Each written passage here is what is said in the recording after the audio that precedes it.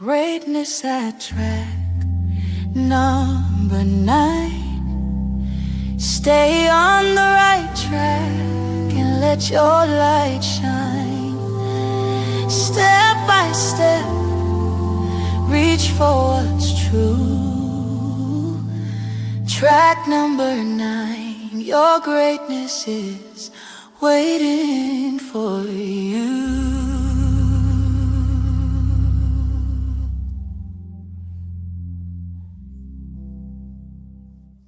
Good morning, good morning, good morning, good morning. Welcome to track number 9. Good morning, Michelle. How are you? It is a beautiful day. Every day above ground is a beautiful day. And I'm so happy that you decided to tune in with your coffee, with your tea, on your phones, on your laptops, in your living rooms. Thank you, Sister Cheryl from the West Coast, for tuning in. We appreciate our sister from California. Um, she said, bring it on. Yeah, it's going to be quite a discussion. Sister Salima, assalamu alaikum. Thank you so much, dear sister, for your participation and for your support. I really appreciate you. I love you, sister. Today, yeah, I'm going to bring it on, Sister Cheryl, because there's so much that's happening on the policy landscape. And remember some months ago, and I always mention to the viewers that everything leads to the ballot, whether it's the food you eat, the cell phones that you utilize, your bills in terms of how much gas and electric or BG&E you're going to pay, what your schools look like, if you're going to have good schools for your children, if they're going to invest money in take that budget and invest that money into your children, what your children learn in school. All of that stuff is policy. All of it is legislation. So everything that we see and everything that's around us, it is Sister Roxanne Prettyman. Good morning. That's our sister from the 40th district, a wonderful leader. But everything leads back to the ballot box. Some people say, well, my vote don't count. Well, somebody's obviously voting and somebody's vote is obviously counting because we can see the effects of that vote, whether it is in the White House or whether it is the State House here in Maryland. The effects of that vote, we feel it every day. Your daggone prescription drugs. It could either be your diabetic medication can either be $7 with a cap on it, or some jokers can let the pharmaceutical company, hey sister Gail, but some jokers can let the pharmaceutical company take advantage of you, and your daggone prescription drugs is through the roof. So today we're going to be talking about the 449th session of the General Assembly here in Maryland. And that began January the 14th and it ended April the 13th. So here in Maryland, hey Amir, good morning. Here in Maryland, our legislative session is only 90 days. And in 90 days, they have over 2,000 bills that they have to get worked on. So what happens is everybody's jockeying to get their bill heard, and sometimes really good bills never get a chance to even see the light of day. But there was one bill that kind of, it's a lot of them actually, that we're going to discuss. But the one bill I wanted to start to set the tone with, and right out the gate, is a bill that Delegate Addison had been working on. I believe it's HB 336, if I'm not mistaken. But and I get the numbers wrong because there's so many of them. But the bill had set out to protect public transportation drivers, people who drive your buses, people who drive your subways, to protect them, because here in Baltimore and throughout the country, we have seen men and women who get up, go to work, doing working for the public, providing a public service, be attacked by the passengers. In Baltimore, we had one bus driver that was actually shot and murdered maybe a year or so ago. And then prior to that, we had another bus driver that was shot and murdered. And I think the bill is interesting. I think this is where we have to consider, what does public safety look like?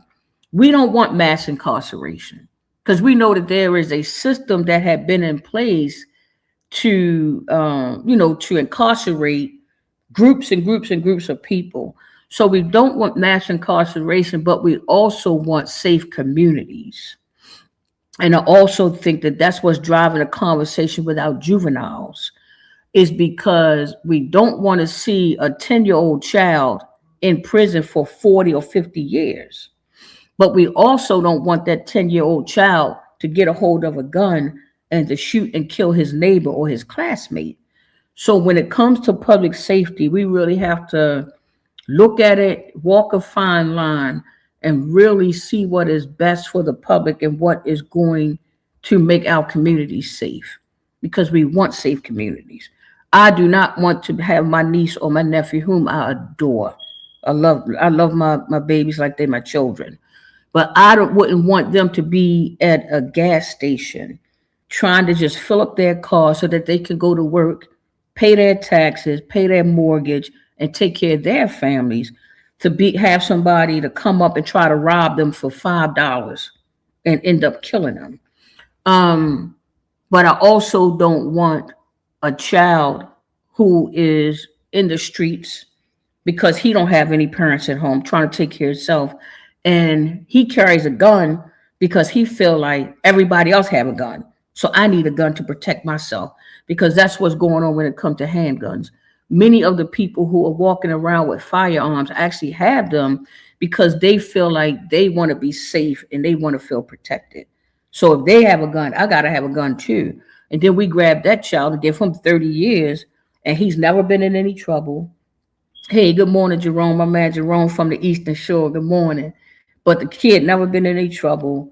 His parents are not there. He's in foster care. So sometimes you gotta consider the background. And our judicial system don't always look at the background of a child. All they know is you committed this offense and you're going away for the rest of your life. So that is what we're going to discuss. And it's just me. I don't have any guests today. So I hope y'all don't mind me chatting y'all up. Anybody that know me know. My mother said I would talk to a rock if it talked back. One thing about me, I'm going to talk. I can't help it. I like it. I got my microphone right here. I will talk. Give me a microphone and I will talk, because I enjoy interacting with other human beings, and I enjoy the discourse of the back and forth and the trying to find solutions. I enjoy that, and I'm learning how to keep my mind and my heart more open for solutions, because I could be solid in my thoughts and like, nah, this is how it is, this is how it should be. So I'm learning not to be that person. God has opened up my heart and mind to the point where I can come to the table and actually listen with an open heart and an open mind. So that's what we're doing today. And I'm expecting a lot of participation from you guys. Get in that chat. It's just me and you today, no guests. So we are going to have this conversation. The first thing I want to do is I want you guys to see this video of this transportation driver and how he was attacked, and how that could have really went the wrong way, and a whole bunch of other people could have really been hurt. And in my mind, I say, like, what gives people the right to put their hands on other people? Who gave you the right to say that I'm angry, I'm upset, so I'm going to just punch you in the face? It shouldn't be that way.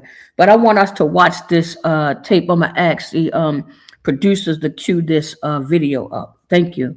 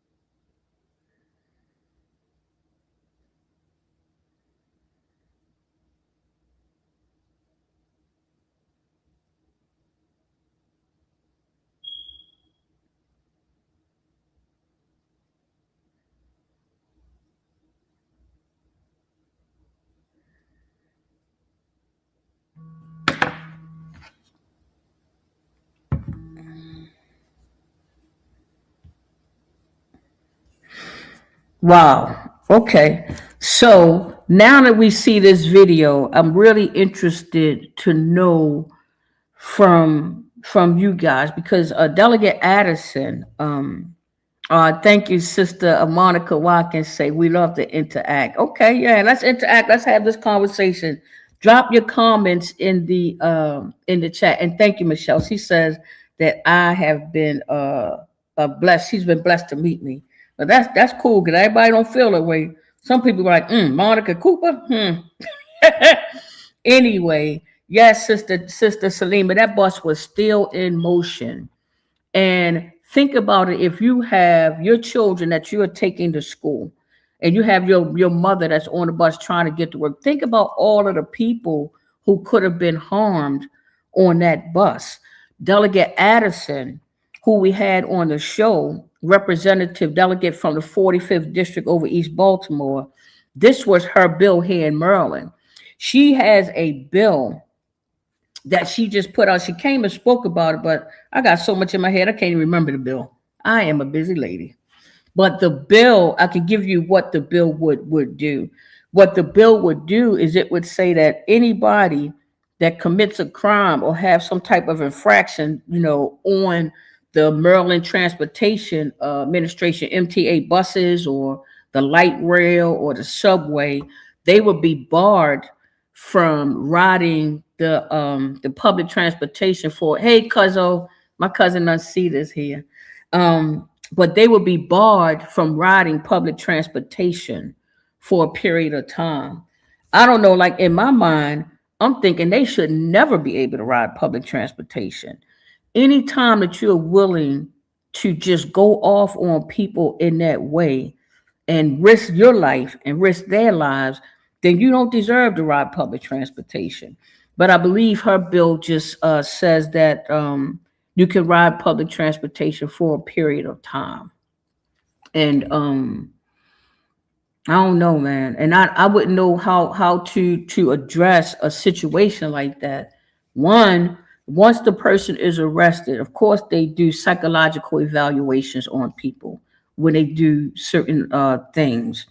And if the person is found not to have psychological issues, or if the person is found to have just been having a bad day and decided to do that, then what should be the punishment? What is the penalty for individuals who commit acts like that? Because now we are in a society where people have been seen in videos going across counters at fast food restaurants. They at a Wendy's or they at a Popeye's chicken or wherever they at. They have an interaction with the person behind the counter that they don't like, the people taking too long or whatever, and they decide to jump over the counter and attack the people. One guy, I saw a video, he went back there, attacked the people, and started making his own meal. So now there are no boundaries. People don't have the same boundaries like they used to have years ago. You would never think that somebody would just jump behind the counter, attack the people, and begin to make their own meals. So I guess, again, the question is, what do we do in instances like that? What do we do to gain public safety? How do we hi, my cousin Nicole is here too. Good morning. So what do we do to gain public safety? They had an incident here in Edmondson Village where a 9-year-old child had got a firearm from, I think, the aunt, the guardian, maybe the mother or the grandmother, worked in security, and she had a firearm. The 9-year-old took the firearm, went to a kid's house, went to a child's home, knocked on the door, and said, hey, is your brother here? Let me see what Sister Roxanne says. Other than the driver to have a heart attack. Wow, yep. Any of that could have happened. No boundaries. He could have had a heart attack or anything. But the child took the 9-year-old child, got the gun, went to the parents' house, knocked on the door and the family's home, and asked the 13-year-old, your brother here? And she said, no, my brother, I need to see your brother. She says, no, my brother's not here. You can't see my brother. Leave me alone. She turned around to walk away, and the 9-year-old shot her in the back of the head, and she died. They ended up, I believe it was State's Attorney Ivan Bates who put forth a law called the Kyla Strawlers Law. And I don't know exactly what's in it, but they're trying to make some policy, behind that murder. And I know that, hey, Sister Ardelia Wilson, good morning. Sister Ardelia Wilson say, make the law, we can get them to go to counseling or 6 months in jail. That might be something that you can get to force people into counseling and to possibly, force them into counseling and maybe a little prison time, but not a lot. It depends on the circumstances and what the person is going through. But the State's Attorney Ivan Bates had put forth this law, and I know that in law enforcement, people are disheartened by what children are doing. So you have this one side of it. One side of it is, as law enforcement, their only job really is to enforce the law and to make sure that people who break the law are arrested, sent to a trial, convicted, and held accountable. That's law enforcement. And the community, psychologists, the nonprofits, and the people who work with the folks, their role to me is more so to help this stuff not happen, to prevent a 9-year-old from getting a gun and going killing a 15-year-old. So it's just two sides to the story, and the people in law enforcement, they kind of hard on it. They want to see a 10-year-old held accountable because that's what the families are saying to the state's attorney. That's what they're saying to law enforcement. When somebody has a child murdered, like members of my family had lost a child, they don't want to hear that this child is only 13 or 14 or whatever. They want justice. So that's what's in their mind. So it is two sides to that. Of how we, have public safety, if you will. The other thing, this is tough, man. I'm telling you, it's tough. It's a tough line to travel. I know leaders of a beautiful struggle, Brother Davon Love and Sister Tomiko and so many other advocates are and have worked to repeal the juvenile bill where they automatically try juveniles as an adult. And we can see that under the Juvenile Restoration Act, and always keep your pens. whenever I'm talking, keep your pen so you can take notes, because one thing I believe in is making sure I'm providing facts. And I believe in providing information that people can research and look up themselves so that they can make an informed decision. Because we live in an age of artificial intelligence, we live in an age of misinformation, and we live in an age where the people will take the issues that folks are having in their communities and they will use it against them. I was made a statement on Dr. K yesterday on her show at Morgan State WEAA radio station, and they were talking about, I forget what the topic was. It might have been juveniles. I forget what it was. But whatever it is, let me see what Sister Tracy says. She says the whole family need to be held accountable and given counseling because these babies are just products of our collective envious environment. The whole family, she says, need to have that counseling and everything. And I definitely agree. And I was saying, like, the statement that I made was, I said, be careful with what you ask for, because we could end up, when it came to trying juveniles as adults. And I just urge everybody to remember the 1994 crime bill that was introduced by Bill Clinton. And there was the Black Caucus that supported it. Charlie Rangel out of New York City appeared in a documentary called The 13th. The 13th, again, write it down. The 13th is an excellent documentary that talks about how we end up with the current prison system that we have and how it came out of slavery.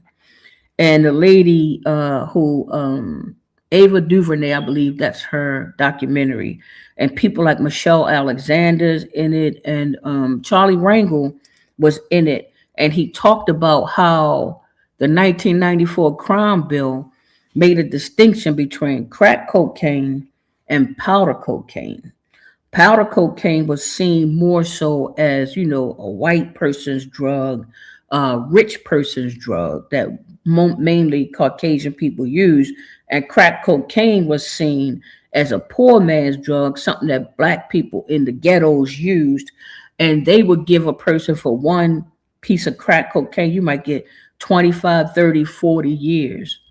And that crime bill kind of, because people were saying this crack cocaine hit black communities so hard, and the residents and the people and the family were saying, somebody help us with this epidemic.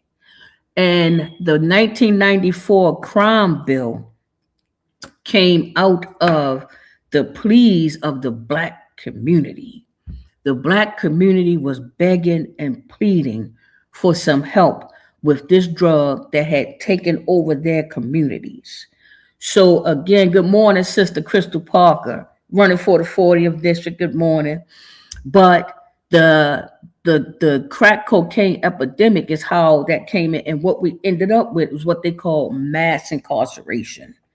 For a little bit of stuff, you was getting a whole bunch of time, and the prisons filled up. So now we find ourselves, at least here in Maryland, we find ourselves in that same situation when we're trying to figure out what to do with our juveniles. How do we help our young people? And you have lawmakers, and you have people with a lot of money, like the guy that owns the Baltimore Sun. I believe his name is David Smith. And David Smith is, extreme right-wing guy. Oh, the Second Look Coalition showed the 13th. Okay, that's a good thing. Yeah. The Second Look Coalition is a coalition of people who have been working on issues to make sure that men and women who've been in prison for 50 years can get their cases looked at. And to say, my crime that I committed 50 years can't change. That happened. I'm sorry, but I changed. So the people who have changed and that are better and that learn from their mistakes, they should be back in our society, helping us with some of these there I go with them choice words. Helping us with some of these doggone children. Oh, my brother Ronnie Smith. Hey, that brother Ronnie. Ronnie is a excellent trainer. If you want to lose weight, you want to be in shape, and plus he can detail your car. That's my God. That's my God, man. It's good that you tuned in, brother. But I was saying that that's where we are in terms of policy, in terms of how we handle our juveniles, and in terms of the families that are impacted. Think about all the families who had murdered children, murdered aunts and uncles, and how they feel about, a juvenile. Should we take this juvenile, lock him up, and throw away the key? Or should we give him just enough time so that he can redeem himself? Miss Gwen says, I pray our babies would realize their self-worth and step into their rightful place of greatness. I heard a young lady said that we are still recovering from the crack epidemic. Young women having babies is always something that's always been thrown out there. If you know a sister that is 40 years old now, but she had a child at 13 or 14, she and her children pretty much grew up together. So she still got the club in her. She's still young. She still got a life. She still want to party. And when they have grandchildren, the young grandmothers, they quick to tell their grandchildren, don't call me grandma. I'm not old. So they don't have the mindset of years ago when your grandmother was shit, your grandmother was like damn 90.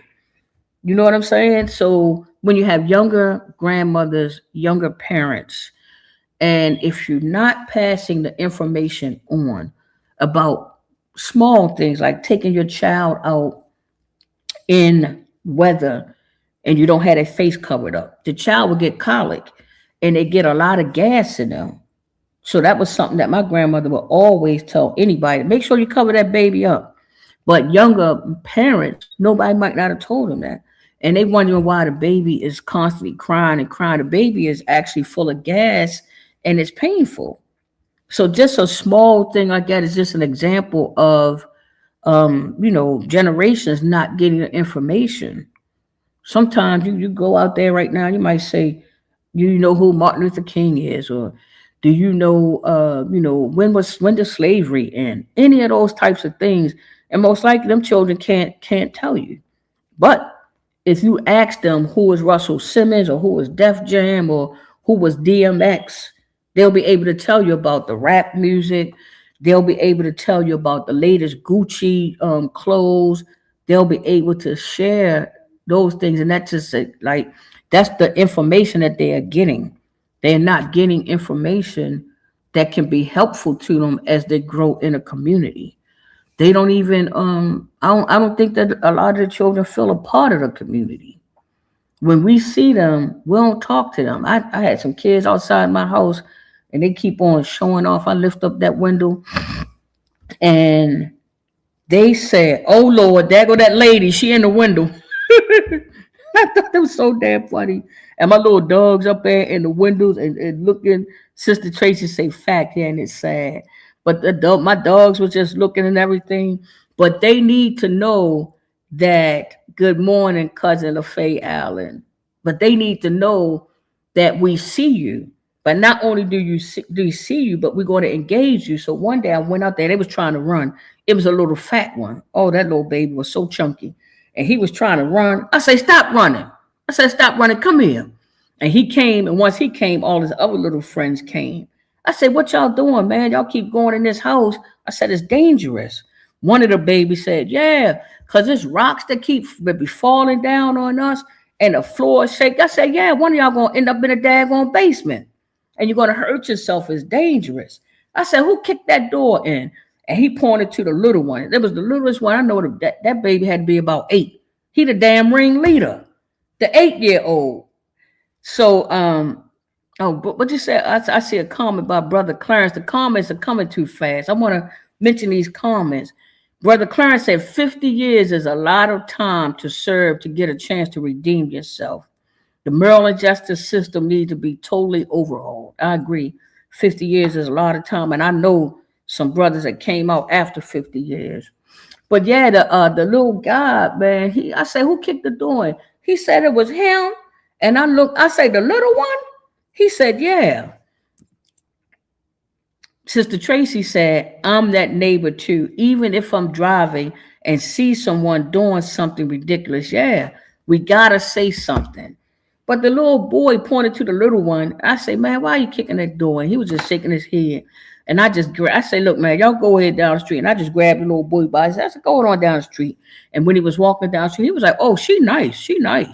And that's what they look for, because sometimes when you do not have discipline in your home and mainly structure, you go out to force people to say something to you. The fact that I pulled up on them and said something to them, they will learn to respect me. They want that, even though they act like it. You're not my mother, you this, that, and the third. But I promise you, if you see young people and you continue to correct their behavior out of love, and you continue to show them that I love you, and you tell them that. When you correcting a young person out there, you tell them, I love you. I want you to have a good day. They receive that. They want the structure. Instead of us backing off and not saying anything that is harmful. And I know some people be like, yeah, well, I don't want their mother to come out there, because some parents are just insane.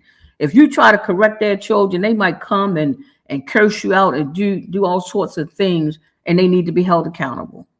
Parents do need to be held accountable. In our school system here in Maryland, it is horrific in some cases.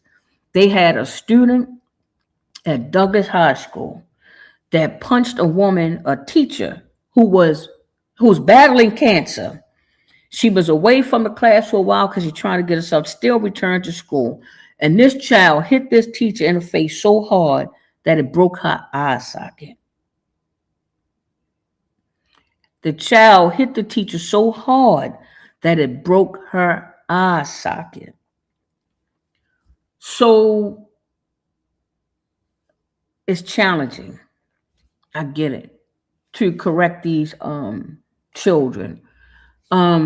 They had some policy that they had been considering introducing that would increase the penalties on the parents for what their children do. And some people, of course, you got two camps always. You have some parents, some people who feel like, why would you penalize the parent when they are not able to actually be there? Good morning, Miss Michelle Smith. Good morning. How are you? But why would you penalize the parent when a parent isn't able to be there? Because the parent might be addicted to drugs. The parent, unfortunately, might be away, might be incarcerated. The father might not be around, and they might be with a guardian. Many times, the guardians are 80-year-old grandmothers. The daughter or the son not getting their lives together causes the 80-year-old grandmother to have to step in and raise the child to keep the child from going into the system. So what do you do in that case? When the parent is not able to be there, do you try to hold the parent accountable, but there's a guardian? Do you hold the guardian accountable? Ms. Gwen says a lot of that is misplaced anger that had never been addressed. And I gotta agree with that. I gotta agree that you gotta peel away the onion and you gotta get to the source of what is. There's always a why. Like when people do things, there's always a why. Like, why did you do that? And most of the time when it comes to children, they're not going to know. A child is not going to be able to say that that I did this because, or because they don't know, unless you start to go into therapy yourself, unless you start, and this is with all adults, unless you start doing some self-care and trying to figure out what are my triggers. What are the things that cause me to want to get high? What are the things that's causing me to want to, that I keep ending up in prison? What are the things that cause me to keep losing jobs? So all of that stuff just takes time as you get older, as you mature, and you get to learn yourself. Children don't have that ability. Children don't know that because my father got shot and killed, I'm angry, so I'm acting out. Children can't articulate that. Last week we had brother Bobby Pittman on the show. He is the executive director of Champ Nation organization he started, and he shared with our viewers. That thing, man, it's hard for me to talk about. I was crying and everything. Y'all know I cry. God knows I cried a minute, but he shared with me and with you guys that his mother died when he was 8 years old. He shared with us that his father had gotten shot when he was 10 and got addicted to drugs, pain pills and drugs and whatnot. He shared with us by the time he was 12, they was homeless.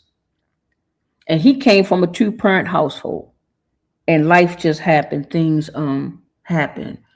So imagine some of the children that you see and some of the children that's getting caught up in situations, what their background is, what happened, what is happening. I think Oprah had talked about a book, and the book was What Happened to You. I think that's what it's called. But what the book does is it analyzes not what's wrong with you, but what happened to you. So when you think about what happened to you, then you start to be able to understand what creates the person that you are, the situations and experiences that you had gone through, if you will. Yeah. But the policies and bringing a conversation back to the 449th session General Assembly. The policies, if y'all check them out, are really geared towards public safety and how do we make the public safe and whatnot.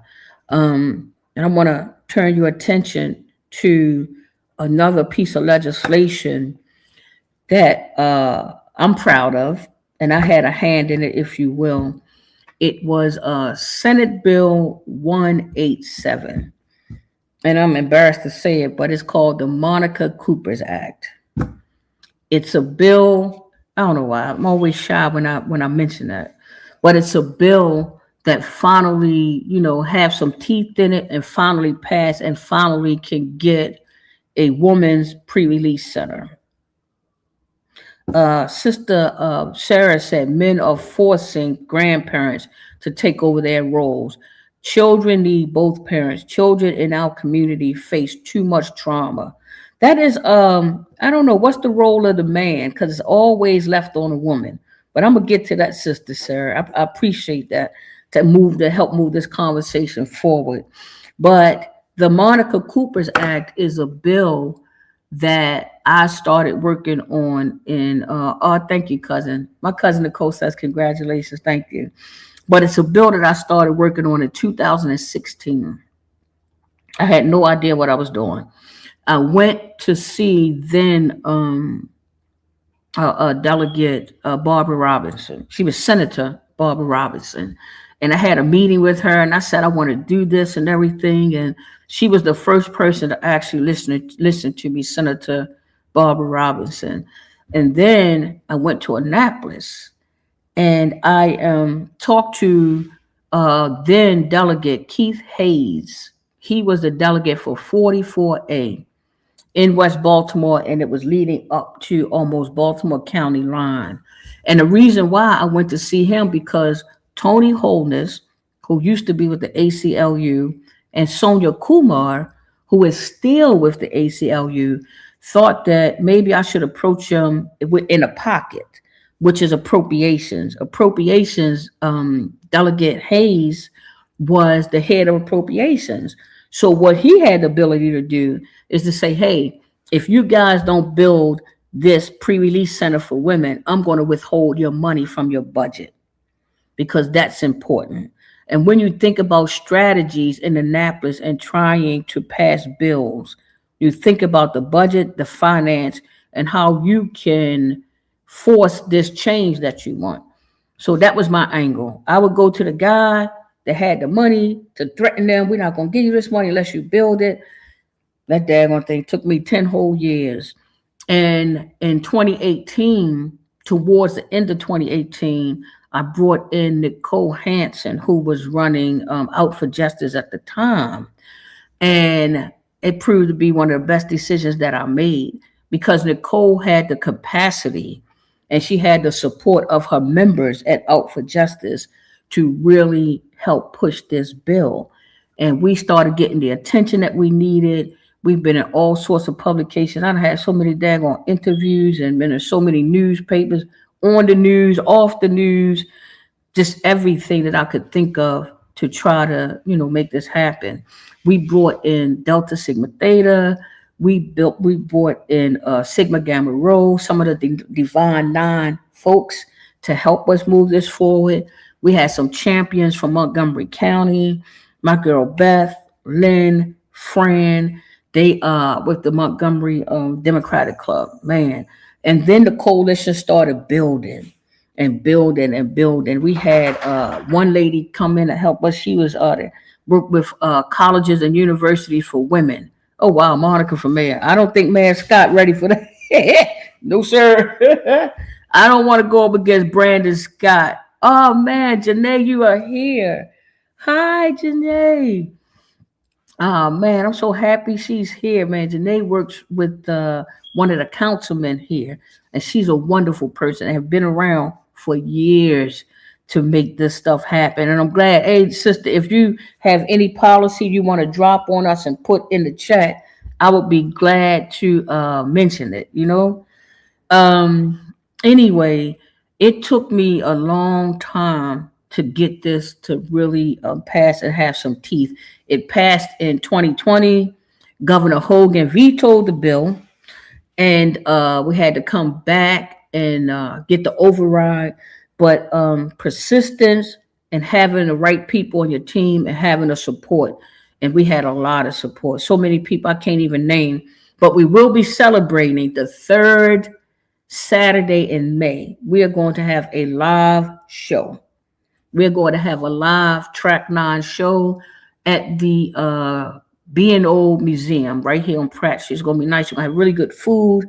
We're going to be able to fellowship, and we're going to have Track 9 in person. So I'm hoping you guys can attend that. But it's been hard, man. And the reason why having a women's pre-release center would help with public safety is because when women are drug free, when women are just focused on their families and their children and don't have all these other issues that they're dealing with, they tend to sit down and have their children doing their homework. They tend to be home after work cooking dinner for their kids and not in the street. So to me, and it may be because I'm a woman, I'm biased towards women, I believe women will save the nation. I believe that women will save the city. I believe women will save this state. And I believe that women will save the nation. The woman is the essence of everything. In fact, I believe that some of the issues that we're having with our juveniles is because they miss their mothers. I know, and I won't get emotional, but I know my own journey. And I know how much I needed my mother. I know that my mother's drug use had, everything to do with how my life turned out. The bright side of that is that she was a good mother. She was a loving mother. And she always gave me the things I, needed. But what I wanted was more of her time, more of her love, more of her patience. So I know what the children are going through. And as difficult as it is for people to look at that and see and look beyond the crimes they are committing and look beyond, they terrorize our communities in some cases. You know what I mean? But there's a reason for that. So I just pray that everybody, that has been impacted or been a victim, I pray that, God would heal them, heal their hearts. And I pray for the perpetrators, the children. You know what I mean? I pray for the children. I pray for all of us. We have to solve these issues collectively. We have to solve these problems as a community. The minister says it's time to make our communities a safe place. That's our responsibility. That's us. We have to do that. And I believe we can. You know what I mean? We can. But again, here I go. My eyes are shiny. Whenever my eyes get shiny, you can best believe something is welling up inside of me. But anywho, I was switching the gears back to the 449th legislative session. And I was able to speak to one of our giants, man. Senator Cory McCray, representing the 45th district, was on my show. And he talked about how an apprenticeship saved his life. And man, he's got a really good book. We are eventually going to have ourselves a book club to be able to read this book and to be able to take his suggestions on how we can take those same children and occupy their minds. Can you imagine taking a group of those young boys and say, now build me a car? Use your engineering skills. Use the skills that I know you have. You on those games all the time. I know that you have tech in your mind, and I know that you can use your hands. Imagine if you get them and get some wood and get them to build some old-fashioned box cars and have a race. Occupy their times, take their engineering skills, take their electrical engineering skills, like my brother Nick Mosby has, and Senator Cory McCray. We can help turn their lives around, and that's what Senator McCray's book is about. His book is about how he got in trouble and how that apprenticeship saved his life. It kept him from keep going down the wrong path. Our senator had a gun on him and everything. He was out there thugging. I love that guy. Yeah, our brother was out there thugging out there in them streets. But he is now the senator in the 45th district and a wonderful senator on top of that. But again, his experience allowed him to be able to do, some of the things that he's doing, and I appreciate him.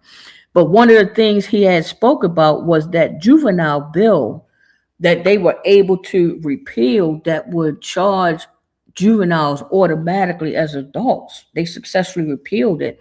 And one of the things that he had mentioned was, he played a major role in that because of the budget.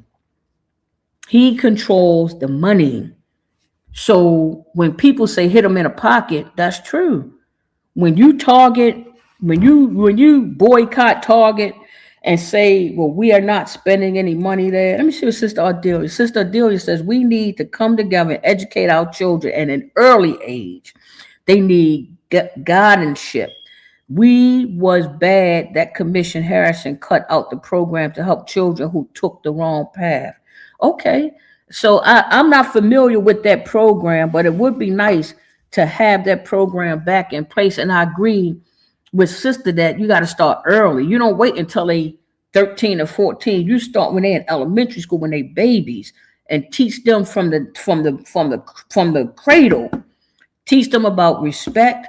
Teach them about decency. Teach little boys about how to respect little girls. Teach them how to respect their mothers. She's right. It starts early. Yeah, but our champion over East Baltimore, man, he was able to really aid that bill and get that bill repealed, charging juveniles automatically because of the money, because he controlled the budget. And if I, like to uplift our brother Delegate Malcolm Ruff, who's running for the senator, he was able to also hold back money from the Department of Public Safety and Correctional Services, which helped us to get our bill passed so that they can build a women's pre-release center, because they don't have any. They have halfway houses. Some people call them halfway houses. Some people call them pre-release centers. They have them for men, but they don't have any for women. Not one do they have for women. And the one that they have been trying to run, they run it inside a maximum security prison. They have been trying to run a halfway house. Hey, there go my man. That's my Champ Nation. Oh, brother Bobby Pittman, man. Oh, man, I love that guy. He's a wonderful human being. Absolutely wonderful. But they have been trying to run the pre-release center or the halfway house inside the Maryland Correctional Institution for Women. And what you have women who go out to work release and have to pay a portion of their check to stay in prison. These are the same jail cells that they have lived in, sometimes 16, 17, 20 years, 26 years.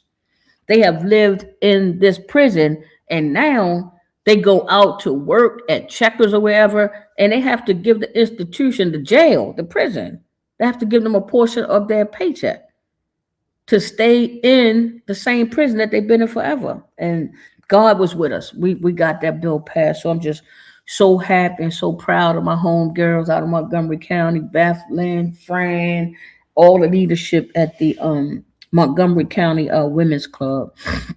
I'm really excited about that.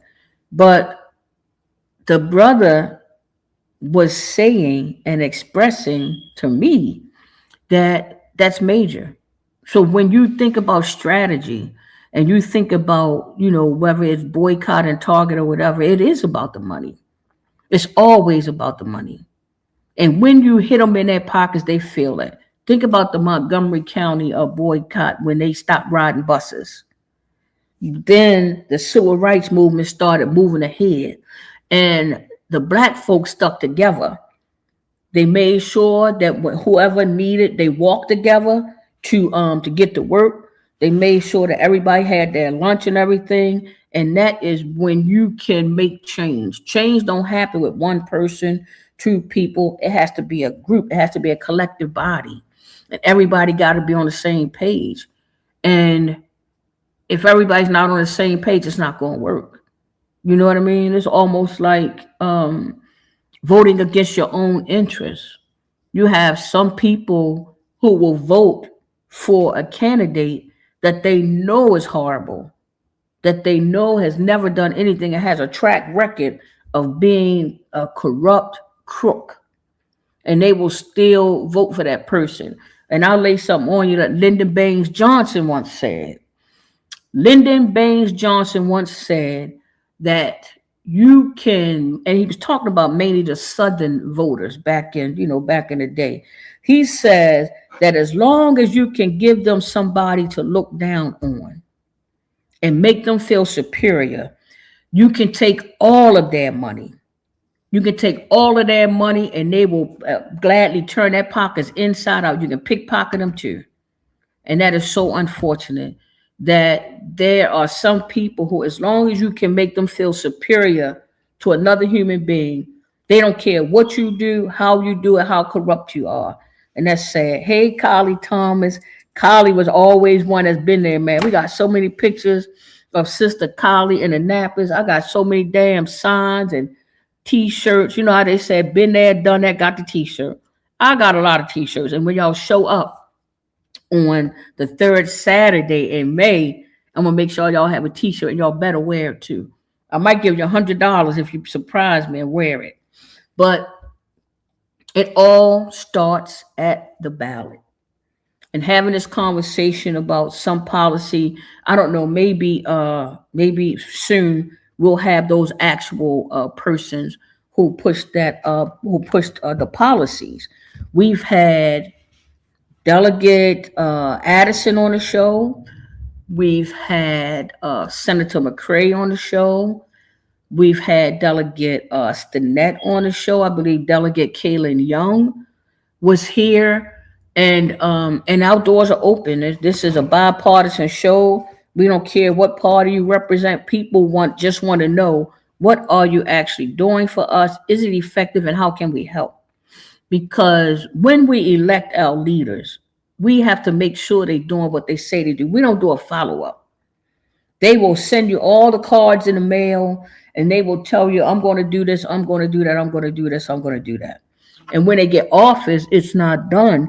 I think President Obama was the prime example of how he could get elected, but unless he could get his legislation and his policy pushed through, it's tough. And some people need civics class. In a civics class, you would learn that in order for President Obama, President Trump, or anybody to get policy pushed through, you have to have the Senate and the House both agree. And what Mitch McConnell said about President Obama is that, one, we're going to make him a one-term president, and two, everything that he proposed, we're going to be against it. So when you look at that, then the people are the ones in the districts, in the 45th district here in Baltimore, the 41st, the 40th. If you want leadership in there that's going to work for you, number one, you got to put them there. And we know some good candidates. I know Sister Roxanne Prettyman always been an excellent leader. A delegate, actually. Delegate. Yeah, she was once delegate down in Annapolis. Always been an excellent leader. And I will always put my money on her. Crystal Parker. Always been out there in these streets, always working for the people. Sometimes we get tricked and fooled because they got a Brooks Brothers suit on. They show up at your church. They buy pizza and food for people and engage you and make you feel good for that moment. But we never look at what their track record is. We never look at what their voting record is. And do you actually see these people when it's not election time? Do you see them in the community doing the work? I would rather vote for Miss Pearl, who lived at the end of the block for 50 years, than to vote for some of these jokers. Because I bet you one thing, Miss Pearl get in there, she don't owe nobody nothing. She didn't borrow no money from no rich people that she got to do favors for. I know that Miss Pearl would actually work on my behalf. She might not have the fancy clothes and she might not be jumping out this nice car and she might not be able to tell you, I worked at a Fortune 500 company and I know about business. And these cities and states in this country should be ran like a business. No, it shouldn't. It should never be ran like a business.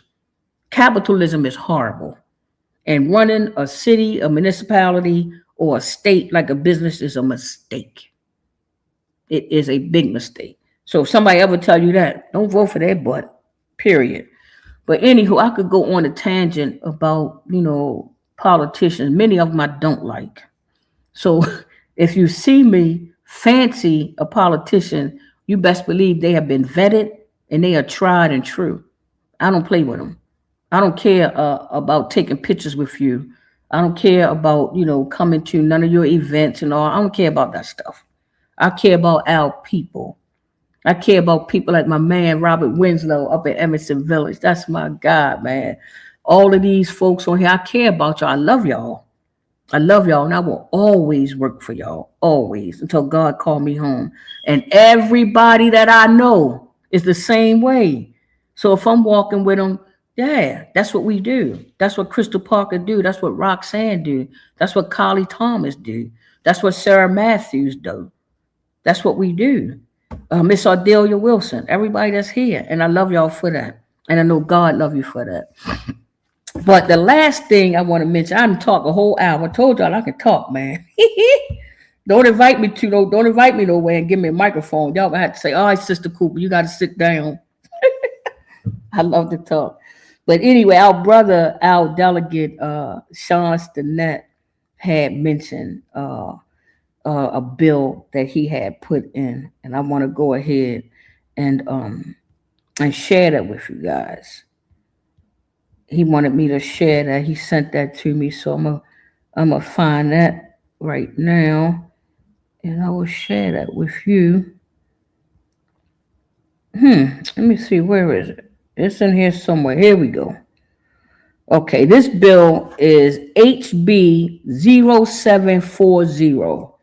I don't know if you got a pen. Oh, wow. Robert Stokes. I sure will say a prayer for Robert Stokes. I like old brother from old East Baltimore, former councilman Robert Stokes. I like him. I say a prayer for him, sister. I sure will. And thank you, Dr. Farmer. Dr. Farmer is another leader. I'm so glad she's back in Baltimore. I don't know what to do. But Delegate Stinnett put this bill in, HB 0740. The bill is public schools, school-based mental health services, full-time therapists. And what it does is it requires each public school to employ a full-time therapist that provides school-based mental health services to students during the instructional day, and requiring full-time therapists to be licensed and certified by the State Board of Professions. Look that bill up. That's HB 0747. That's what I'm talking about. Now, that's a champion. That is somebody that understands that our children need mental health in the schools. But see, the people will be like, well, we don't, we can't afford that. This is what the school board is saying. Well, we can't afford that in our budget. Man, oh God, I'm so sorry to hear that. Robert Stokes' son was killed. I'm so sorry to hear that. Any of y'all that know Brother Robert Stokes, former council person, keep our brother in prayer, please. Again, children are leaving this planet, man. And we got to figure out how to make our community safe. We need our Lord and Savior now more than any time. I'm telling you, this world is something else. I'm just keep praying for my health and strength and praying that God would allow me to make a difference before He called me home, because we need me, you, and everybody. This world is in trouble. We are in trouble. We just got to do the work. But this is a good bill, because we were just talking about our juveniles and how they go through so much. Like I said, man, I went through a lot as a juvenile with loving parents, but they had issues. They had issues, and I suffered. I suffered, man. I made some bad decisions because of that. But to have this brother, and this bill passed, it's not maybe next year. This bill passed. Now every single school in Baltimore and in the state of Maryland will have a licensed therapist. So when them babies are having issues, they can go to this lady or man and be able to talk to them about what I'm going through.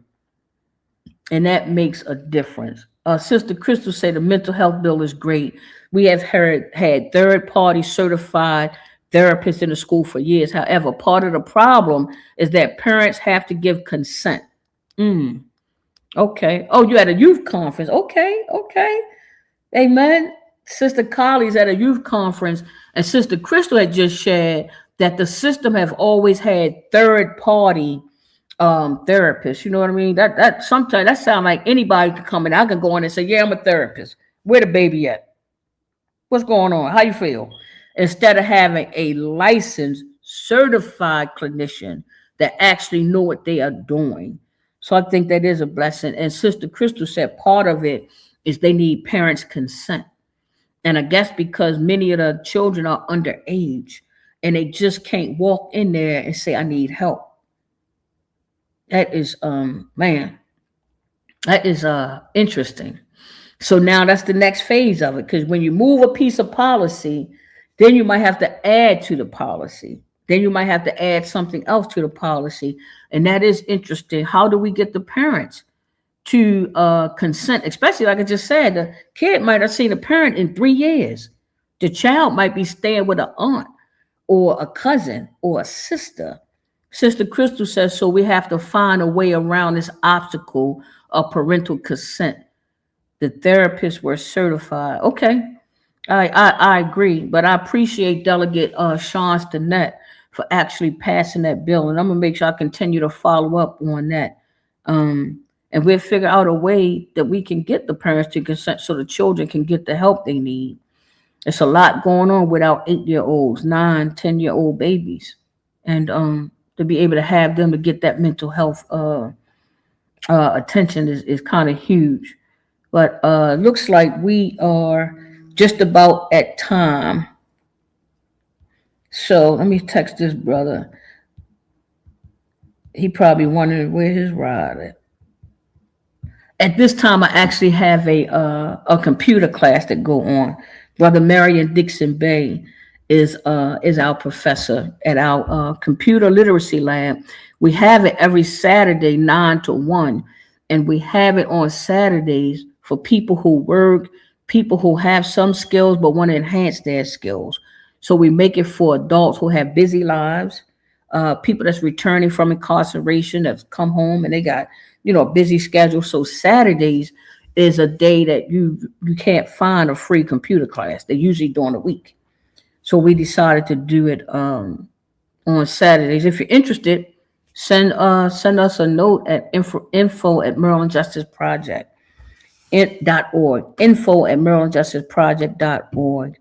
Anyway, I have a really good guest for you guys next week. Y'all had to deal with me in my little chatterbox today, and I'm glad that you guys tuned in. If anybody have any questions about the legislation that we spoke about, need the numbers, or want more information, then, just hit us up at info at marylandjusticeproject.org. And yes, look for that invitation for our live track 9. We're going to have good food. And instead of being in the chat, you actually get to meet some of these folks that you are in this space with every Saturday. And I love y'all for being here. And I will see you, God willing, and the creek don't rise. I will see you again next Saturday, 9 a.m. And I will, we'll have a special guest on here for you. It's going to be a really good show. So thank you. Thank you for listening to me for a whole hour. I love y'all. And I got through it. My eyes are dry. Thank you. Have a good day, guys. Thank you so much. We inspire greatness at track number 9. Stay on the right track and let your light shine. Step by step, reach for what's true. Track number 9, your greatness is waiting for you.